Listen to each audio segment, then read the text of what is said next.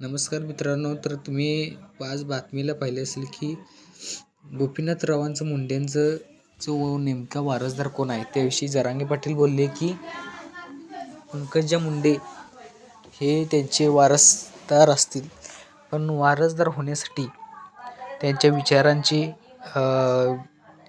वारसदार होणं गरजेचं आहे. कारण एखाद्या पित्याच्या पोटी जन्माला आल्यानंतर तो नैसर्गिक त्याचा वारसदार होतो. पण छगन भुजबळ साहेबांनी सांगितले की जर खरा वारसदार कोण असेल तर ते म्हणतायत की धनंजय मुंडे.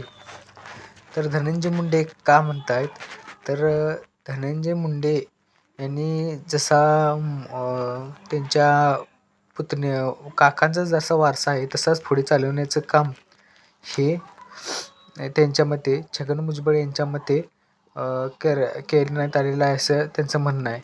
पण तसे पाहता की आपापसात बहीण भावामध्ये वादंग होईल असे कोणतेही विधान या दृष्टिकोनातून केलेलं नाही.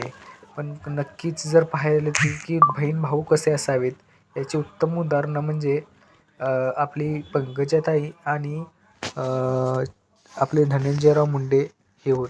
कारण बहीण भावामध्ये कितीही जरी वितंग असला किंवा किती वादंग असला तर या दिवाळी पाडव्याच्या निमित्तानं ते दोघेही एकत्र आलेत आणि एकत्र मिळून जनतेचे जे काम करत आहेत ते महाराष्ट्रामध्ये छगन भुजबळ यांनी आजकाल पाहिलेच आहे.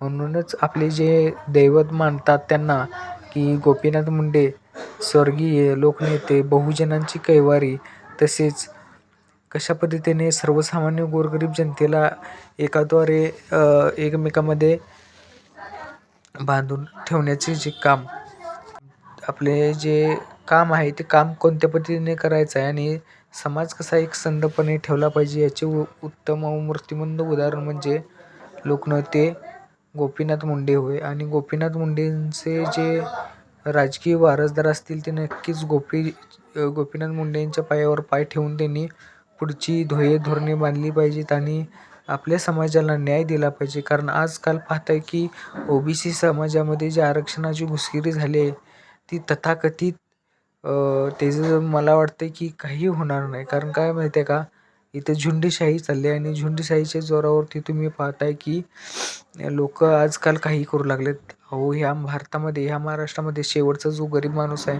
त्याच्यापर्यंत हे सत्तेचं बीज, सत्तेची जी गोडी आहे ती त्याच्यापर्यंत पोचली पाहिजे असं वाटणं साहजिकच आहे. कारण आपला हा भारत धर्मनिरपेक्ष आहे आणि संविधानाला मानणार आहे. संविधानानं जर आज आपण गेलो तरच फायद्यात राहील.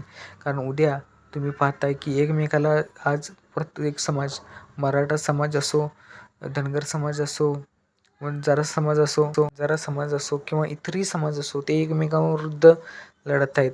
म्हणजे आपलेच लोक आपल्या विरुद्ध लढत आहेत. हे जर गोपीनाथ मुंडेंना जर कळालं असतं तर त्यांना आज खूपच वाईट वाटलं असतं. कारण एकमेकावर चिखलफेक करून आपण एकमेकांचे उणे काढण्यात बसलो तर नक्कीच आपली समाजाची किंवा म्हणा देशाची किंवा महाराष्ट्राची प्रगती रोखण्यात आपला हातभार लागेल. तर असं न करता आपण स्वर्गीय गोपीनाथ मुंडे यांचे विचार घेऊन त्याद्वारे आपण चाललं पाहिजे असं मला वाटतं.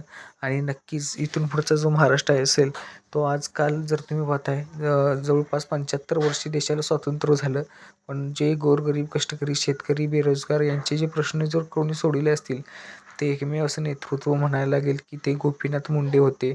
आणि त्यांच्याद्वारेच आपल्याला जर या गोरगरीब जनतेला त्यांच्या विचारसरणीनुसार न्याय द्यावा लागेल तर नक्कीच गोपीनाथ मुंडे हे अजून बऱ्याचशा लोकांना कळले नाहीत. कारण आजकाल कोण बी उठतोय आणि कोण पण टीका करायला लागतोय. गोपीनाथ मुंडेंचं कार्य हे तळागाळातील सर्वसामान्य जनतेपर्यंत पोचलेलं होतं. आणि नक्कीच त्याप्रकारे धनंजय मुंडे असतील किंवा पंकजा मुंडे असतील, आमचे ह्या समाजातर्फे म्हणजे म्हणा महाराष्ट्रातील तमाम जे बहुजन लोक असतील त्यांच्या थ्रू यांचे जे आहेत विचार ते इतरांना मान्य झाले पाहिजेत. कारण आज तुम्ही पाहायला गेलं तर खूप आणि खूप सामाजिक वितुष्ट आलेलं आहे बीडमध्ये. आणि बीडमध्ये एक प्रकारे आजकाल लोक एकमेकाच्या दुकानातले साहित्यसुद्धा खरेदी करू शकत नाहीत. इतकी म्हणजे भयानक जातीवाद म्हणा, विषमता म्हणा किंवा आर्थिक खच्चीकरण झालेलं आहे असं मला वाटतं. आणि आजकाल भारत स्वतंत्र होऊन सुद्धा अजूनही माणसाच्या मेंदूमध्ये जर या घाण वाईट सवयी भरल्या असतील ते नक्कीच गोपीनाथ मुंडे साहेबांच्या या जिल्ह्यामध्ये भरलेले असतील तर नक्कीच ते दूर झालं पाहिजे असं मला वाटतं. कारण आजकाल जर त्यांचे विचार आणि ह्या गोष्टी खूप जमीन आसमानचा फरक झाला आहे. कारण कसं आहे माहिती आहे का, एक हाताने कधी टाळी वाजत नाही. काही ह्या समाजातील सुद्धा लोक असतात, त्या समाजातील लोक असतात ते आपला राजकीय फायदा बघत असतात. पण राजकीय फायदा बघत असताना त्यांनी समाजाचा विचार करायला हवा. कारण समाज हे उद्याचं गणित आहे.